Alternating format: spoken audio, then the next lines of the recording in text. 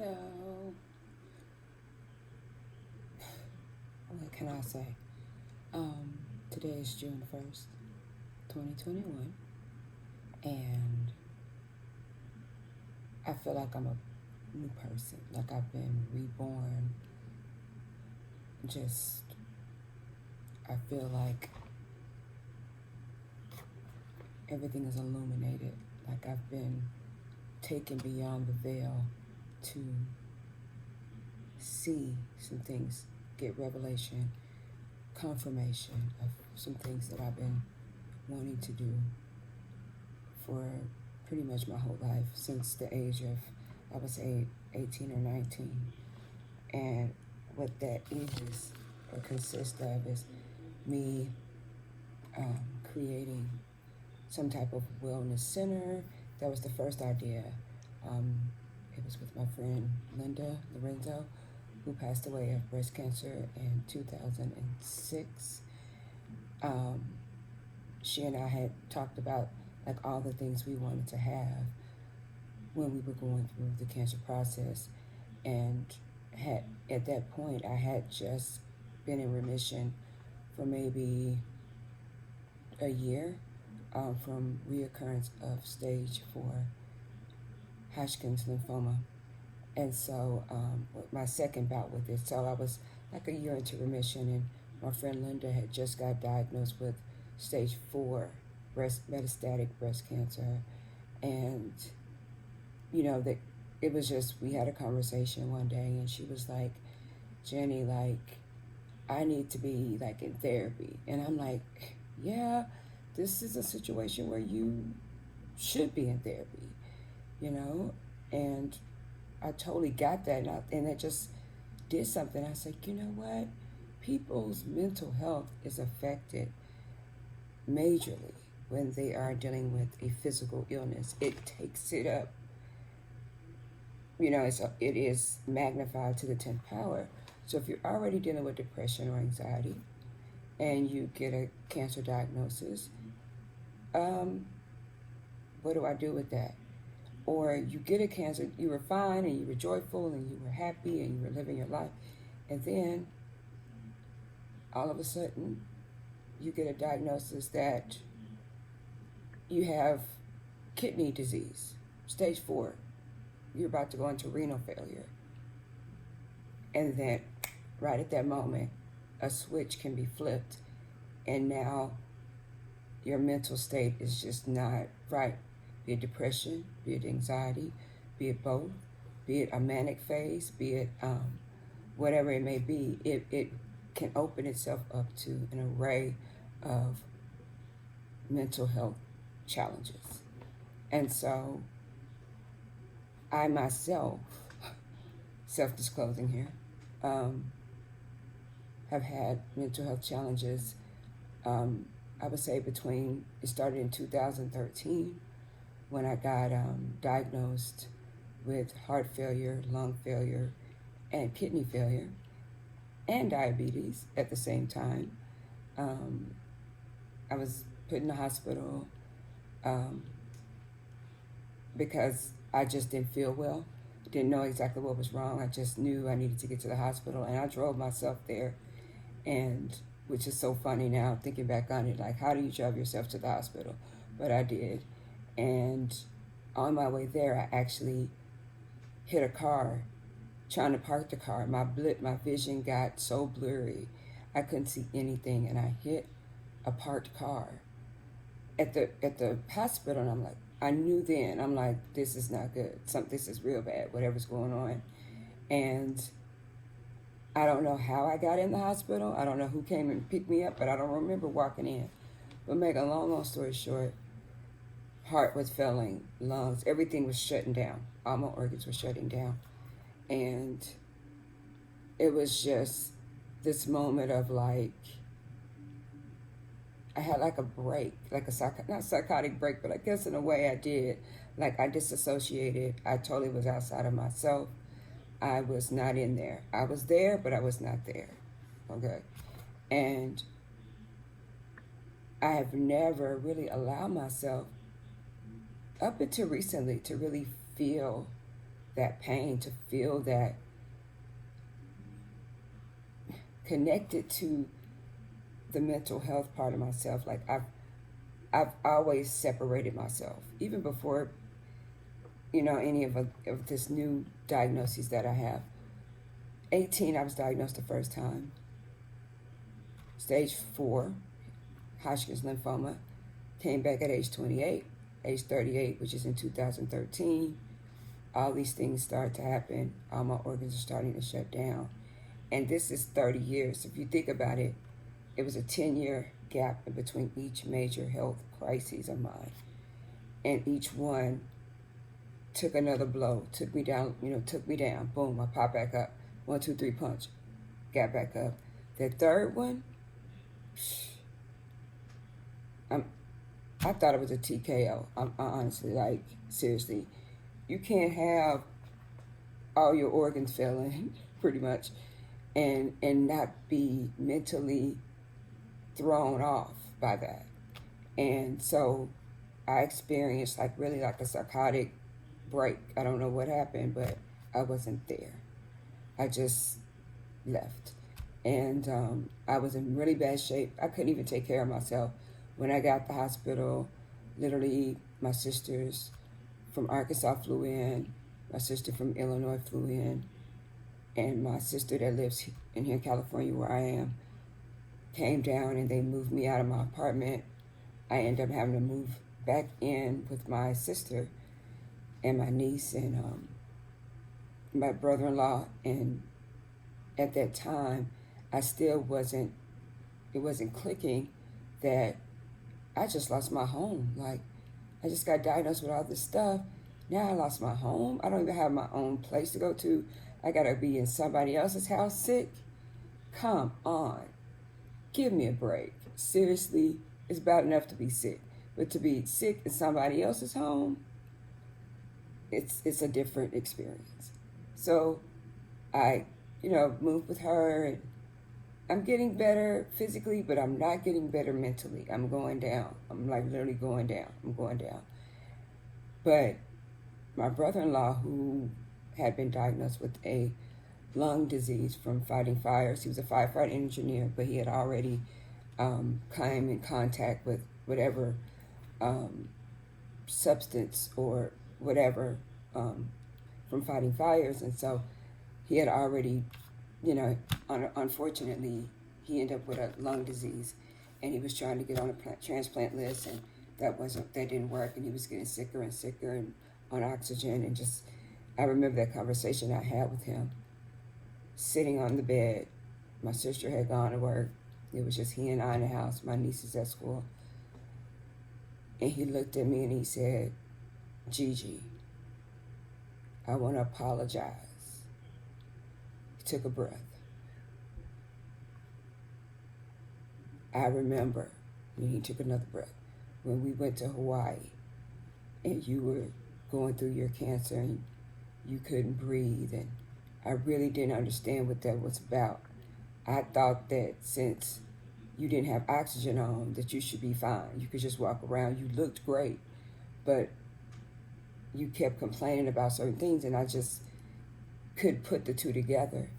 I want to apologize for you, because now that I can't breathe on a regular basis, I see now what you struggle with, and I see now, like, how that felt. And I want to apologize for not he said not for not believing you, but he said for not being empathetic and sympathize with what was going on with you. I don't recall any of that, but evidently he did. And so I told him, like, it's all good. I mean, unfortunately, you're going through what you're going through. I hate that you had to actually go through something to, get the understanding, but that's how it is with people dealing with physical illness. We just don't feel like we have the time to delve into the mental stuff. Like, I got to do this appointment, I got to take this medicine, I got to get this shot, I got to do this x-ray, this blood work, this whatever treatment. We don't really stop to think about what's going on in our heads. And so basically, my brother-in-law, Daryl, he passed away I had moved back. I was staying with them. I moved in there with them um, right at right a little bit before Thanksgiving of 2013, and he passed in April of 2014. But in between there, um, I just had this bright idea that I wanted to go to Africa. I had already been. I was there in 2010, but I wanted to go back. I'm at my sister's house. I'm like, I'm depressed. Didn't realize it then. I was really depressed. I was really anxious. I just couldn't rest. I was just trying to figure out, like, what the heck is happening here? Who am I? What's going on? I'm on another planet. I cannot be going through all this stuff. Like, again, like times 3. So I needed an escape. And so, make a long story short, I just was like, I'm buying a ticket to Africa. I'm going to go. And matter of fact, I just want to move there. That doesn't even sound right. How you going to just move to Africa? Like, seriously. Just one day you just going to get up and roll out. It doesn't work that way. But that's where my mind was. I was in a manic phase. And I was like, I'm going to move there and I'm going to sell all my stuff. And I did. I sold everything. My car included. Dummy. But anyway. You know you got to be special when you sell a car that's paid for. No note. Really? Who does that? Somebody not well. No, somebody not well in the head. So anyway, it's funny now, but then it was serious. I thought I had this great plan. I'm gonna sell all my stuff, take the money, go to Africa, and just start over. I did. I went, and my family was like, "What is wrong with her? Like, something is wrong. Like, she wouldn't do something like that." They had the conversation. They talked about me behind my back, through the grapevine. I heard about everything everyone said about me during that time. Like, she must be crazy. Like, something ain't right. Like, it was really like this conversation was being had without me. But no one ever asked me, how are you doing mentally? It's all about the physical. No one has ever checked in with me. That was the issue. If somebody would have checked in with me just to ask me how I'm doing emotionally and coping with all of this, that would have made a world of difference. But anyway, moving on. Went to Africa. I stayed about 2 months. Now remember, I just got out the hospital like 6 months before. Congestive heart failure, lung failure, renal failure, diabetes. Okay, just remember that. I got this combo health packet, but I'm going to move to Africa. Something's not right. So I did. I went. I sold everything. I packed up everything that I could pack up, and I got on a plane and I flew to Johannesburg. And I had a friend of mine that was supposed to be meeting me. We had been talking online, not online, but I don't know, social media-ish, I guess. I don't know. We were talking about just meeting up. He was like, hey, when you get here, you can stay with me, and woo-woo-woo. This is a stranger. That something's not right. Come on now. That don't even sound right. I'm talking to somebody on social media about I'm going to move to Africa, and I'm going to stay with you. Something's not right. But anyway, I did it. I got on the plane. I went. I got there, and jokes was on me. It was a scammer person. It wasn't even a real person I was talking to. Yeah, I'm admitting this now. I'm purging. It is so freaking embarrassing. But I wasn't going to go home. I can't fail now. I got to at least try to do something. I can't just go back home because, see, I can't. Like, then everybody will be right. And so I just refused to let them be right. So it was the stubbornness, it was the pride, all of that. So anyway, I tried my best to stay. I stayed in a hotel for about that first 3 weeks-ish. And then money was getting low. I had sold my car to a great friend of mine at the time. And she gave me, I sold it for $3,000, but she gave me $1,000. And I told her to say, you know what, since I'm going to Africa, just every month put X amount, throw it in my account, whatever. We were really tight like that, and I trusted her, and I really thought that, hey, this is solid. Like, so that means I'll be getting a little money every month or whatever. Anyway, once again, I know what you're thinking. No, something ain't right. So anyway, I agreed to it. Get out there. 3 weeks. I got there the day before Mandela passed away. The day he passed away. I flew in the same exact day. I remember that. And my hotel was in the Mandela Square. And I just remember, for whatever reason, I just felt like I could just be me. It's like, it was like, oh, no one knows me. No one knows my story. No one knows my family. No one knows anything. I could just go and just be free. And that was something I really did need, even though the reasoning and the mental, I was kind of off. But I know when they said God look out for babies and fools, I was a fool. He was looking out for me. It was so spiritual in the end because I ran out of money. My friend stopped paying me payments for the car. That right there was just like, okay, I'm being completely betrayed. Someone just stole my vehicle. Like, it was just, stuff was happening. And so one day I was just sitting outside the hotel because I had no money. I had nothing. And I wasn't going to call home and say, hey, I need some money. I was not going to admit that anybody was right. I just wasn't. And so an angel literally drove up in a Mercedes. I know that sounds crazy, but I call him my angel. His name is Sydney. And he drove up. He's like, I had my luggage. I'm sitting outside the hotel, sitting on the bench. Where you going? I said, I have no idea. I'm here from America. And I told him man my whole story. He was just looking like, who is this chick telling me all her business? But I just needed to talk. I said, sir, I don't know. I don't know. I don't know. I'm a mess.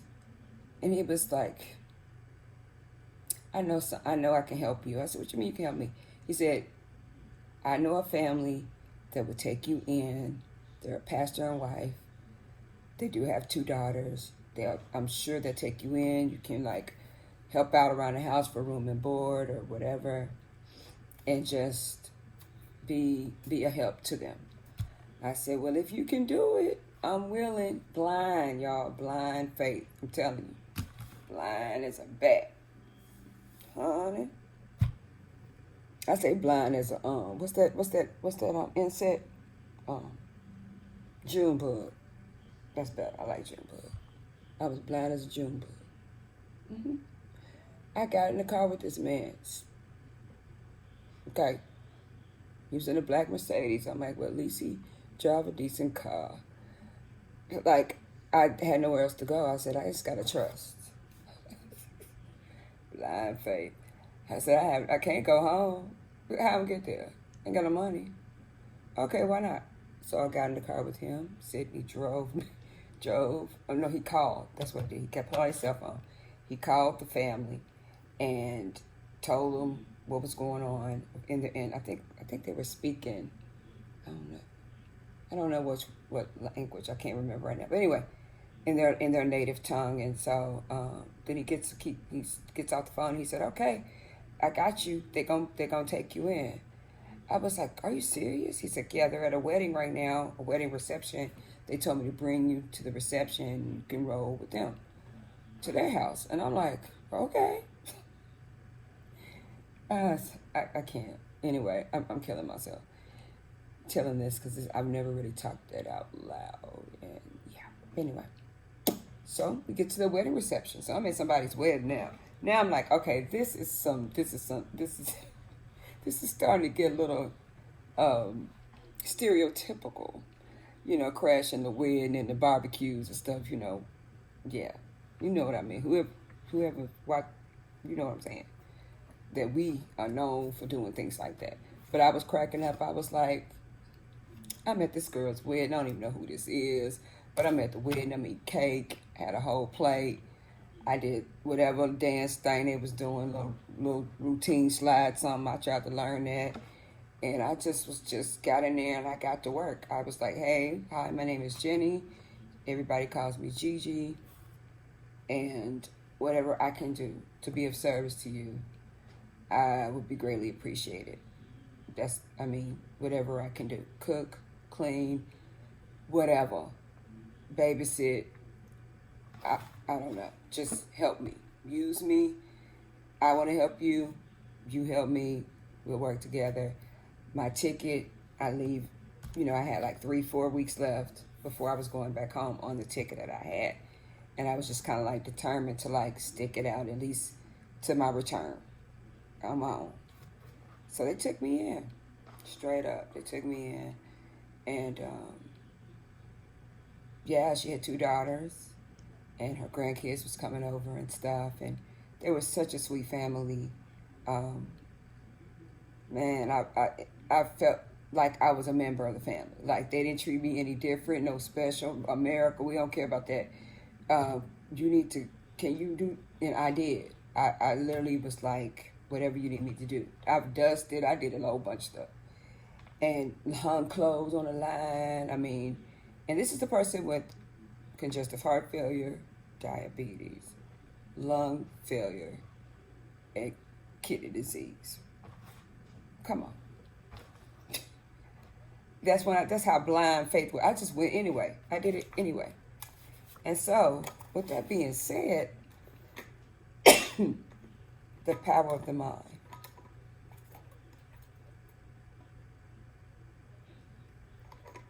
That's how powerful the mind is. Some kind of way, I done tricked myself into believing that I had no problem. I had nothing wrong with me. Because I ain't have time to have something wrong with me. I gotta do what I gotta do. Because I gotta do what I gotta do. It's about survival. And so I ate what they ate. It was really a beautiful experience because my whole diet was different when I was down there in a good way. Certain things they would cook, I wasn't gonna eat that. So I was pretty much a vegan almost while I was down there because it was just certain thing like chicken feet. I just can't do it. I know that's like everyone's excited about that, and they've been waiting to have chicken feet for the past month, and they're excited, and all these people are coming over for the chicken feet. No, I'm sorry, I will not be participating in that activity. I'll just have the salad. Yeah. So I was pretty much a vegetarian my last month, pretty much almost, of being out there. And I just started to feel better, I lost weight, of course, naturally, but it was like I was doing like a purging of my soul. Like I was like working off a debt or something. It was weird. It was like, I'm here to be of service, to help somebody. They're helping me, but I'm here for a reason. Like I'm from America. I'm not from down the street. Me being in this house with these people is not just coincidence. It's something to this whole thing. And I'm just now getting the revelation of what all of that was about. But I wouldn't take that trip for nothing in the world. They became my family. I still think of them as family often.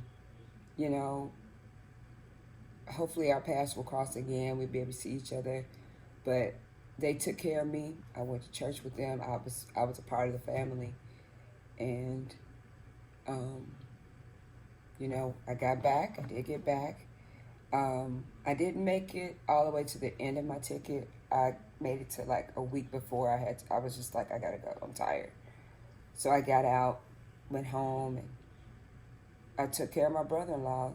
They told me he was not doing good. And so I got back in February.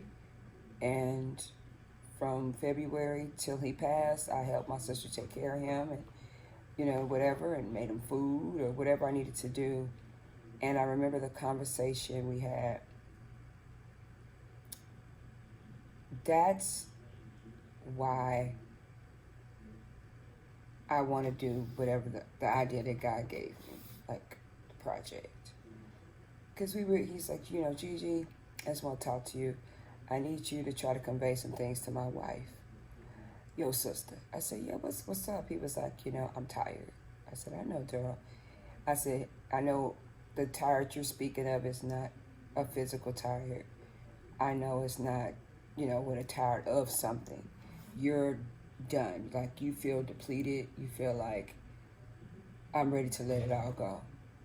And he was like, yeah, I'm ready to let it all go. I'm okay with it now, And, he was down. He was like, I'm leaving my family. I'm not worried about me. But my wife, my daughter, she's only 18.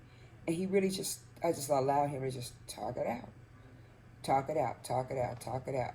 He told me what his urn was he already bought. He told me all kinds of different things. And I saw the power of allowing a person to have that space to just release. It's like a pressure cooker up here. I need to release the pressure. I call it emptying your mental trash.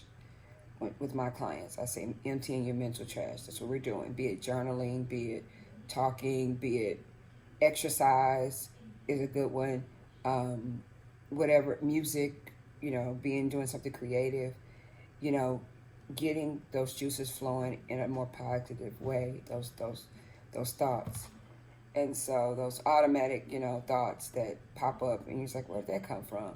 And then next, you're spiraling. So at the end of the day, I got a chance to have that heart-to-heart with him. And that brought me so much peace because I felt honored because he trusted me. And also he knew I've been through so much in my own health. And I've been at death's door a couple of times, and I actually did die for like 4 minutes one time. And another time I coded, but I popped back.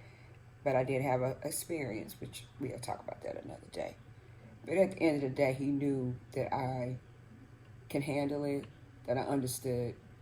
I understand. I'm empathetic. He felt that for me, and that was my main thing. I just wanted him to be able to be free to just talk about whatever, non-judgment, knowing I'm not gonna go back and tell anything unless it's something he asked me specifically tell his family. So him being down and depressed and anxious as well, he never got an opportunity to like process a lot of things. In the very end, he did well. Like he finally, got it together as far as this whole thing of him leaving his physical body and being in a metaphysical state, being, in another zone, another a whole other zone, heaven, whatever you call it. He had made peace, and he was very peaceful. Like the last month, he was just more peaceful. He was more. It was like he was getting his spirit ready for this transition. But my sister told me about her asking him if he was mad or sad or different things, and he would just get quiet. And I said that was his answer, and the quietness was like a, yes. He didn't know how to express it. He didn't have the verbiage. He didn't have the tools. These are people that wish they had. So I was able to offer that in-house, just friend, sister-in-law, but just a friend, just a listening ear.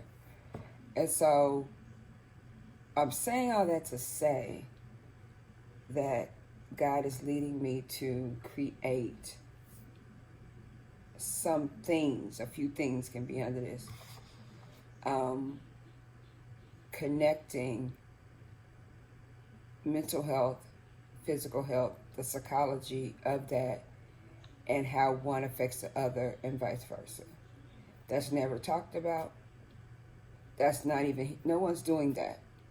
No one's talking about mental health or mental illness due to medical issues, due to the cause of it, or being depressed, then having an illness, and then you're even more, you know, it's more intense. I was cool until my heart failure stuff. Once that happened, I broke. So anyway, make a long story short, after Duro, my brother-in-law, he did pass away. Um, that was really deep for me. For me, I did not cry. I could not cry. I was just felt like I was going to shoulder everybody's pain. I was going to be the shock absorbent person. I was going to take all the hits and be that placeholder for my sister and my niece. I'm living in the house with them. Daryl is gone. My brother-in-law's gone. So that whole time I was there at that home, and I was there from, so I got back in February. So from February 2013 to April 2015. That's how long I was there. I was there that whole first year and a little bit over. And every night my sister and I, between 10 and 11, would be on the couch downstairs, and she's just talking it out. She didn't realize what she was doing. I didn't even realize it at that time. But that's what this project I want to do is all about. It's just that lending an ear. Just listen to somebody. Be that placeholder for them. If it's mother, daddy, father, son, cousin, doesn't matter. Good or bad. Be able to stand in position with them. Be able to be that pillar of strength for them. Be able to let them be able to not be okay, and let them know it is okay to not be okay. It's perfectly fine. I want you to not be okay. I want you to feel it. Even though it's hard, a lot of times with people with physical illness like myself, we are already in physical pain. We're not trying to go down the road of the mental stuff. That's a whole nother, that's too much pain. It's just overwhelming. My leg hurts, and my stomach hurt, and my back, and my thoughts are all crazy too. Like, no, it's too much. So we feel like it's so overwhelming that we could just drown in sorrow, or drown in grief, or drown in depression. It's a heavy load, and I tell people, just because I carry it well does not mean it's not heavy. I carry a huge bag of stuff, a lot of stuff, 2-3 bags, and thank God for my husband. God brought him into my life a week after I moved out with my sister's house and started working and as an administrator for residential health care facilities. I was out of work for a long time on disability just because I was so sick.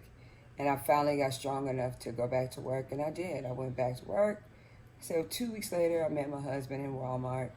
Anyway, that's a whole other story. But we met in Walmart, and we've been together ever since. We've been married going on 3 years now. And he has been my listening ear. He has been that gap placeholder.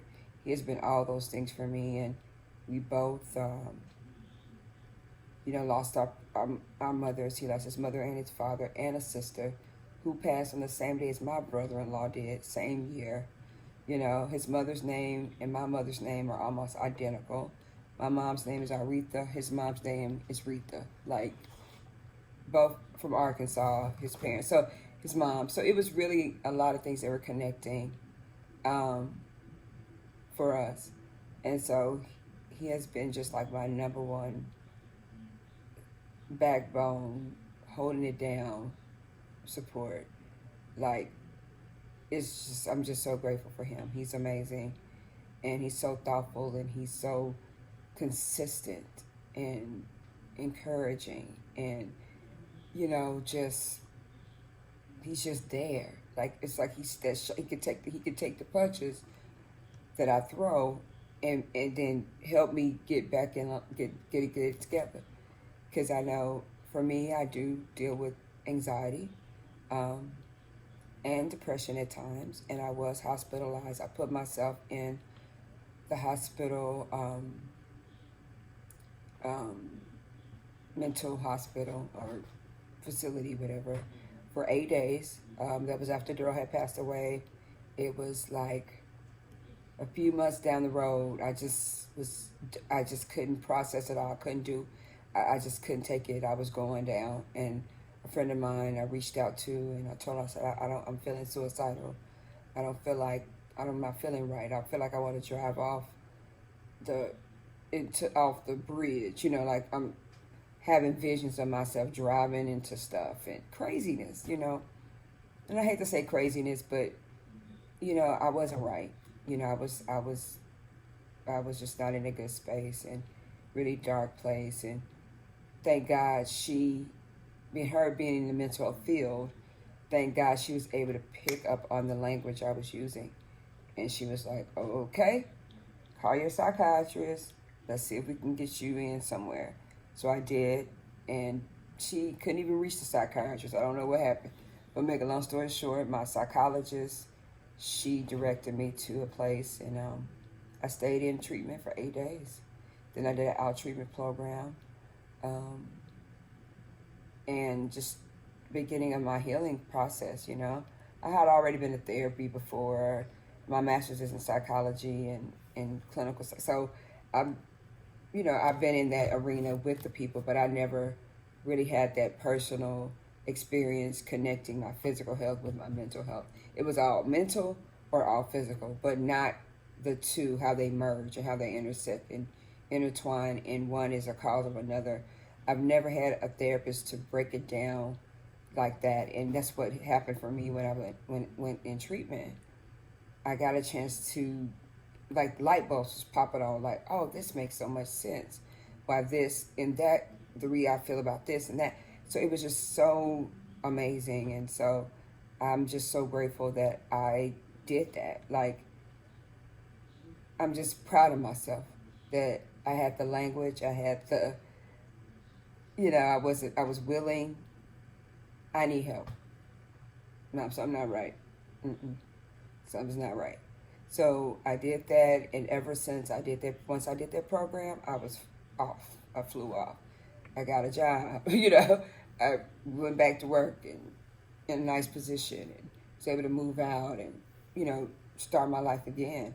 Then get a surprise package, which is my husband, and, you know, so it's, life ebbs and flows, you know. Everybody gets a turn. Everybody goes through something. Everybody needs to be listened to and heard. Not just heard. I hear you, no. If you listen, you're seeking to understand versus being understood. You're seeking to understand the other person's viewpoint or feelings or whatever that is. And I love what Oprah and Prince Harry, their series, the Me You Don't See, was fabulous. And I learned so much, and I took notes, and I'm like, when I work with my clients, I want to try this. I love the what happened to you versus the what's wrong with you method. You know, we as therapists, we'll say what brings you in today or whatever to get started, but that what happened to you, like, I want to hear your story is another whatever. That right there is just a drastic shift in the paradigm shift in how you view something out of a certain lens of understanding, compassion, empathy.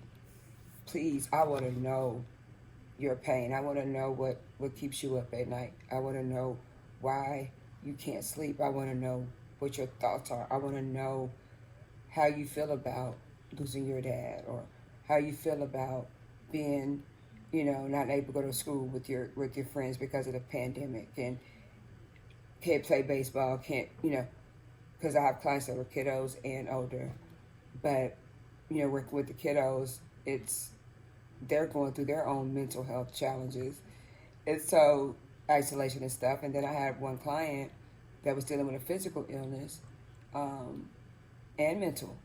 So he was in with a physical illness, and then he had an anxiety situation as well.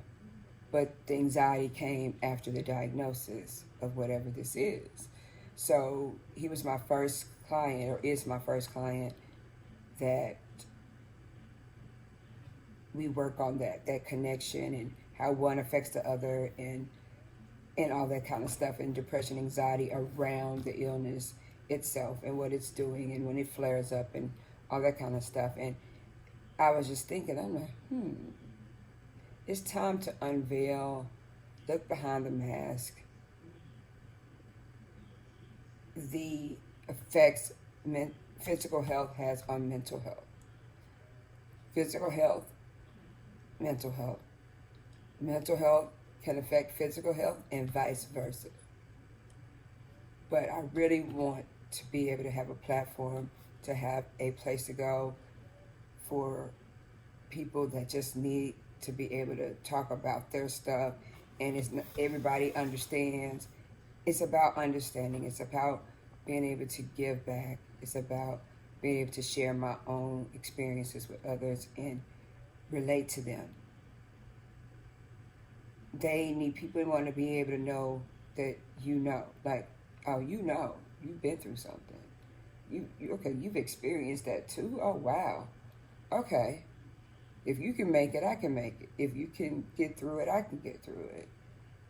Yeah, as therapists, we are there for a lot of different things, but mostly we're there so the client can feel heard and listened to and validate. And yeah, like, we're here to help you be a better you. We're here to help you self-discover things about whatever that is, whatever your goals you want to create for this space. So yeah, so that's what was on my mind. Like, just, it's time to do it. It's time to take it to the next level. It's time to do this project, and you never know. Somebody may see this video one day and be like, ooh, maybe I can help this chick out. So anyway, Gigi Watson-White, Gigi, let's do this. The journey begins today, June 1st, 2021. Have a good one.